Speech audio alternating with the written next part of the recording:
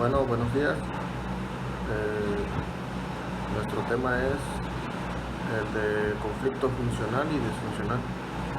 El equipo está conformado por Marcos Rosas Gonzaga, Braulio Rubey Bertis Burela, José Daniel Carmona Martínez, Luis Gerardo Sánchez Caballero y un servidor, Alan Casillos Can Hernández. Bien, ¿cómo puede un conflicto ser funcional? Según los autores, define que un conflicto en las organizaciones son inevitables. No obstante, el conflicto puede actuar como una fuerza positiva o negativa, depende de la situación.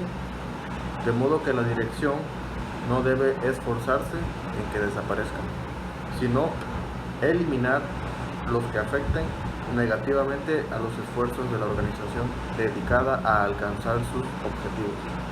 Por ello, el problema no parece radicar en el conflicto, sino en la forma de manejarlo bien. Un conflicto funcional, como bien dicen los autores, los conflictos están presentes en todos lados, todas las organizaciones. ¿Qué pasa? Aquí interviene cómo se lleva a cabo la resolución de ese conflicto, cómo se maneja desde que inicia hasta que termina. Por ello se determina que un conflicto llega a ser funcional por la manera en que se maneja, por la manera en que se llevan a cabo las decisiones de ese conflicto y cómo se llega a una resolución. Posteriormente pasamos a lo que es la definición o los puntos de un conflicto funcional. En un conflicto funcional es una confrontación entre grupos que resulta positiva para el rendimiento de la organización.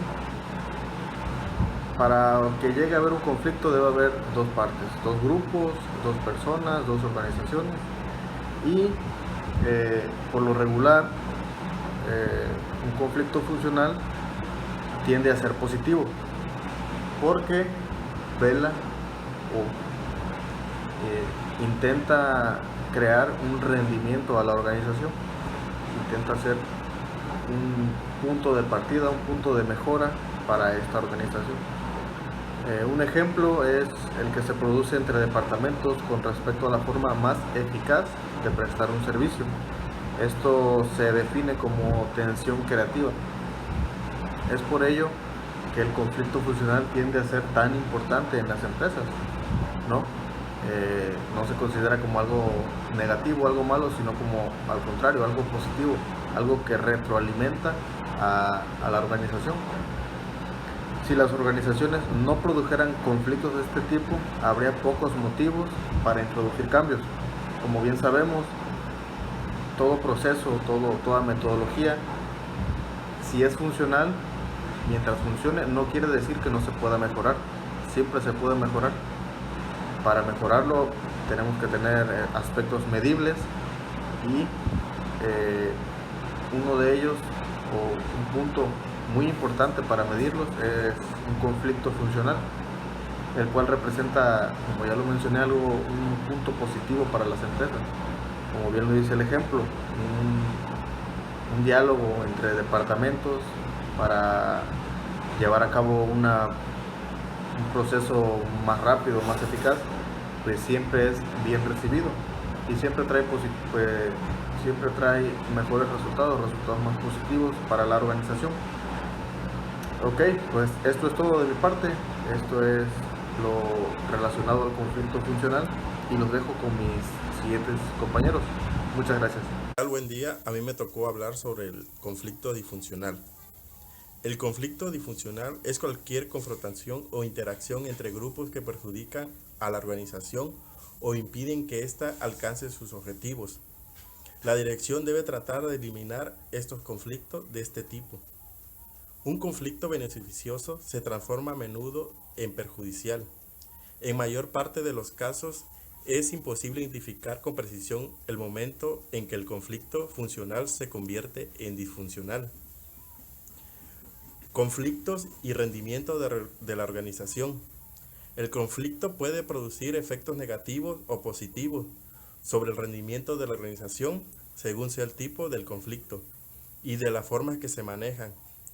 En toda organización existe un nivel óptimo de conflicto que puede considerar como muy funcional y cuyos efectos son positivos.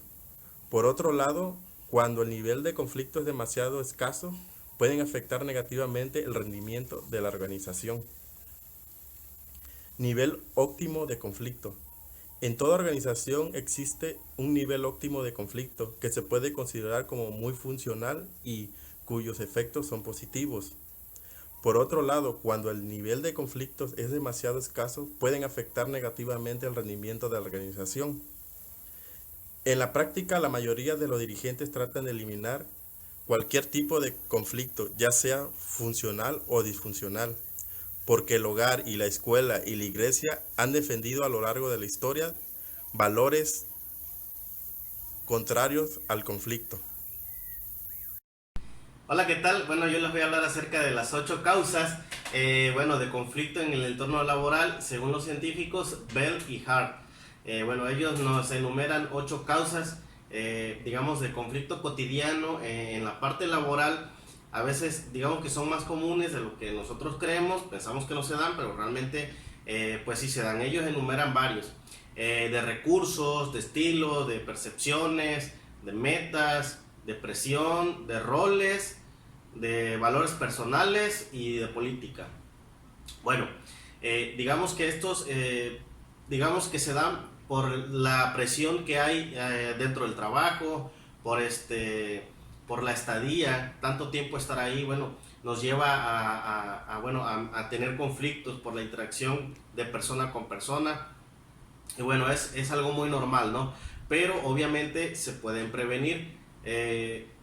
Por lo regular hay personas que no les gusta meterse en problemas, sin embargo, esto a veces llega a subir de nivel en algún momento y bueno, se pueden ver presionados y bueno, indudablemente pues estalla, digamos que un conflicto, ¿no? Aunque ellos digamos que no son muy aficionados a tener interacción con otra persona de manera conflictiva, pero bueno, desafortunadamente se llega a dar. Y bueno, yo les voy a hablar acerca de conflicto de recursos. El conflicto de recursos, bueno, nos quiere decir que en toda empresa, incluso hasta una hoja de papel puede verse, digamos, el uso de una hoja de papel se puede ver derivado un conflicto de recursos, porque tal vez esa hoja quizás la ocupa otra persona. Vamos a algo más cotidiano que es en lo laboral, la producción como tal. A veces las empresas no cuentan con suficiente recurso para poder tener quizás una llave para cada máquina, ¿no? Entonces regularmente lo ponen en puntos estratégicos para que de ahí, bueno, digamos que todos ocupen esa herramienta que es de suma importancia para el trabajo.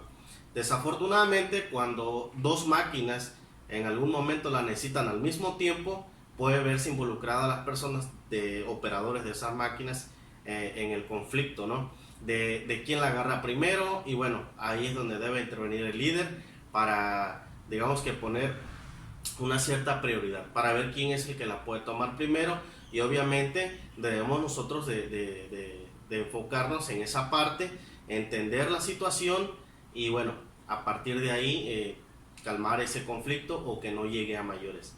Bueno, con los siguientes conflictos enumerados van a seguir mis compañeros. Fue un gusto. Mi nombre es Marcos Rosas Gonzaga. Buenas tardes, compañeros. Yo les voy a hablar sobre el tema de conflicto de percepciones. Este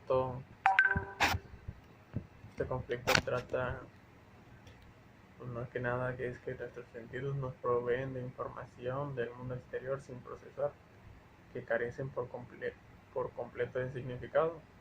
Y es así como se crean los chismes. Este es el verdadero conflicto. El chisme es la guerra territorial de las personas. También otro tema es conflicto en las metas. Este tipo de conflicto se da principalmente cuando no se respeta el principio de unidad de mando. Si un jefe les dice a sus empleados que la probabilidad es aumentar la rotación de inventario, pues esa debe ser el principal objetivo, la principal meta. También otro del cual voy a hablar es el conflicto por presión.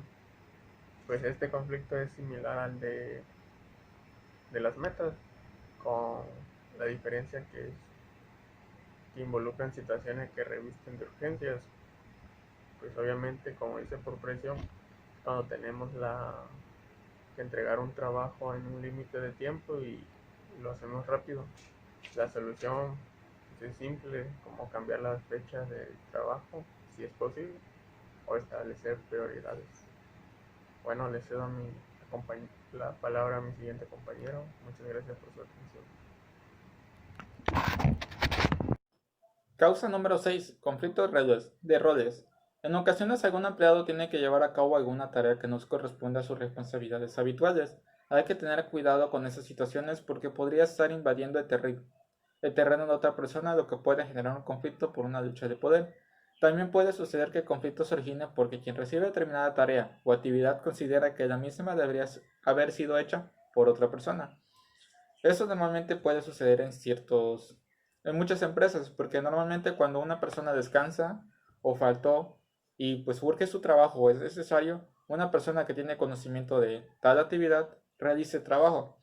Y si la persona que es encargada de ese puesto tenía planeado una función o un proceso como tal, y la persona que no era del puesto, pero logró hacer actividad, pudo haber afectado su proceso que ella tenía planeado, ahí puede generar lo que es un conflicto. O también cuando el líder o jefe asigna una actividad o una tarea a una persona de menor puesto o de un puesto totalmente diferente, crea ese conflicto porque él dice no es mi puesto, no es mi responsabilidad o no gano para hacer ese puesto. Es lo que normalmente suele suceder en esos conflictos.